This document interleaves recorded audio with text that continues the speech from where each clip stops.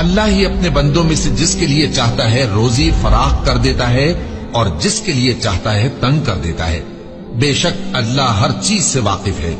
اور اگر تم ان سے پوچھو کہ آسمان سے پانی کس نے برسایا، پھر اس سے زمین کو اس کے مرنے کے بعد کس نے زندہ کیا، تو کہہ دیں گے کہ اللہ نے۔ کہہ دو کہ اللہ کا شکر ہے، لیکن ان میں اکثر نہیں سمجھتے۔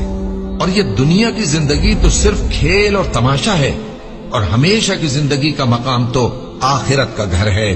کاش یہ لوگ سمجھتے۔ پھر جب یہ کشتی میں سوار ہوتے ہیں تو اللہ کو پکارتے، خالص کرتے ہوئے اسی کے لیے اطاعت کو، لیکن جب وہ ان کو نجات دے کر خشکی پر پہنچا دیتا ہے تو جھٹ شرک کرنے لگ جاتے ہیں، تاکہ جو ہم نے ان کو بخشا ہے اس کی ناشکری کریں اور فائدہ اٹھائیں۔ سو خیر عنقریب ان کو معلوم ہو جائے گا۔ کیا انہوں نے نہیں دیکھا کہ ہم نے حرم کو مقام امن بنایا ہے اور لوگ ان کے گرد و نواح سے اچک لیے جاتے ہیں؟ کیا یہ لوگ باطل پر اعتقاد رکھتے ہیں اور اللہ کی نعمتوں کی ناشکری کرتے ہیں؟ اور اس سے بڑا ظالم کون جو اللہ پر جھوٹ بہتان باندھے، یا جب حق بات اس کے پاس آئے تو اس کی تکذیب کرے؟ کیا کافروں کا ٹھکانہ جہنم میں نہیں ہے؟ اور جن لوگوں نے ہمارے راستے میں محنت کی ہم ان کو ضرور اپنے رستوں پر چلا دیں گے، اور اللہ تو نیکوکاروں کے ساتھ ہے۔